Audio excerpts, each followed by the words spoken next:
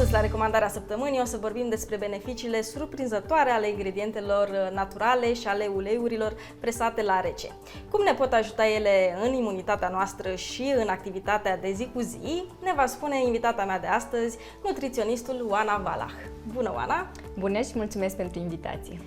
Mă bucur și eu foarte mult că ai acceptat. Cu drag!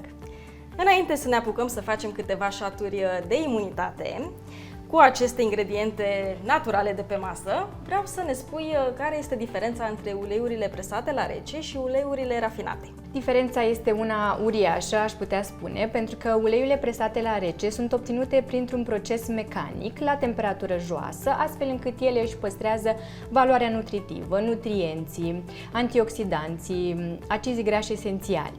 Pe când uleiurile rafinate sunt produse la temperaturi înalte. Unele dintre ele pot conține și compuși chimici și grăsimile pot deveni grăsimi trans. Care este importanța acizilor grași și a antioxidanților?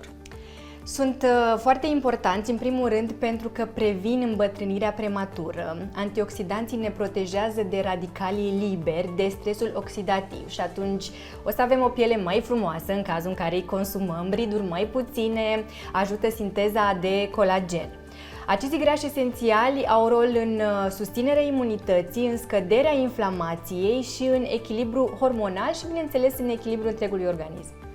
Așa cum am spus la începutul rubricii, am pregătit aici ingrediente naturale, care mai de care, și o să te rog să ne prezinți cum putem să facem câteva șaturi de imunitate. Să începem cu primul. Întâi vă propun un șat care susține echilibrul hormonal, pentru că femeile au nevoie de această susținere și atunci folosim un lapte vegetal. Aici am folosit lapte de migdale, care și el este bogat în antioxidanți și vitamina E, o banană.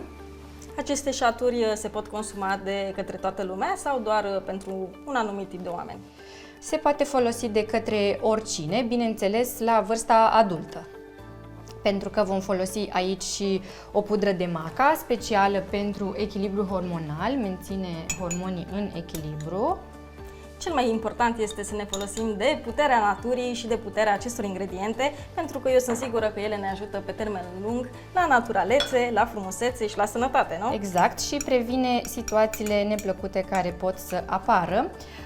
Folosim și semințe de in, pentru că sunt bogate în fitoestrogeni naturali, și uleiul pentru femei, care este un ulei presat la rece, ce conține ulei din semințe de in, ulei de măsline și ulei de luminița nopții.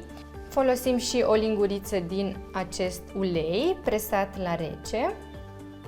Putem pune și ghimbir și alte ingrediente proaspete pe care le avem la îndemână, bineînțeles. Eu, ca întotdeauna, m-am pregătit și cu ghimbir. Putem lăsa imaginația să curgă.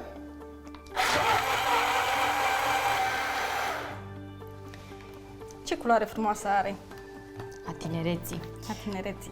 Și avem aici un prim șat pentru echilibrul hormonal. Când ar fi bine să consumăm acest șat? Îl putem consuma în orice moment al zilei. Eu prefer să le consum dimineața, că așa știu că am administrat tot ceea ce corpul meu are nevoie. Acum ne pregătim pentru al doilea șat, care ne ajută la... Folosim lapte de cocos, care este bogat în grăsimi sănătoase pentru creier, fructe de pădure bogate în antioxidanți, afine, zmeur. Cred că ne face bine și la piele.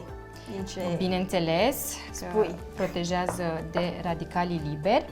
Avem și cacao pentru energie și pentru... accelerarea metabolismului, cumva?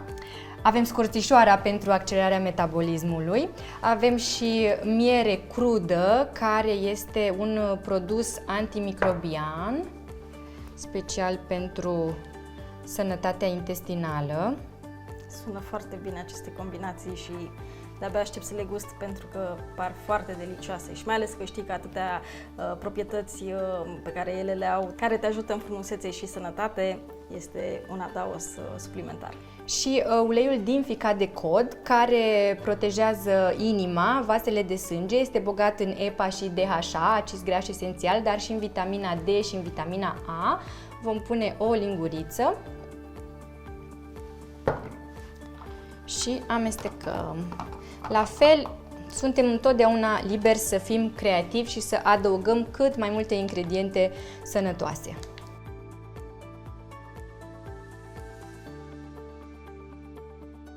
Uite, Oana, acest șat de imunitate se asortează cu mine. Corect, atunci al tău va fi. Ție care îți place? Ce consumi tu cel mai des? Eu consum cel mai des smoothie-uri verzi. Oana, hai să ne alegem un șat. Eu ți-am spus de la început că o să-l aleg pe cel roz mov pentru că mă asortez cu el. Noroc! Pe cel verde, noroc! Este foarte gustos. Mă bucur că îți place.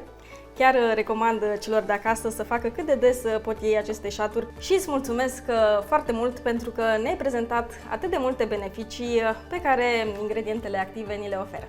Cu drag, mulțumesc! Voi rămâneți în continuare cu Sport Dietă și o Vedetă. Noi ne revedem sâmbătă viitoare cu alte recomandări a săptămânii.